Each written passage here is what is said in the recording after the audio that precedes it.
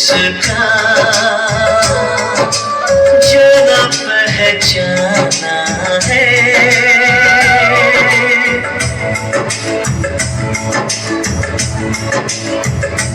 ओ लगता है वो नादान पर वो सयाना है। चेहरे से है वो भोला, दिल का दीवाना है।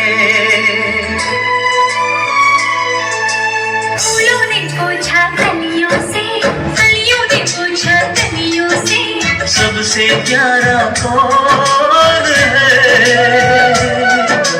पापा, मेरे पापा, हे पापा, मेरे पापा।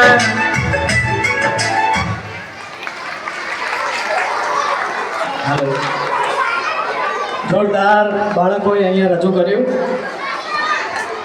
એમના જે પિતા છે એ પણ જોતા હશે, ગર્વ અનુભવતા હશે કે મારી બાળકી આટલું સરસ ગાય છે.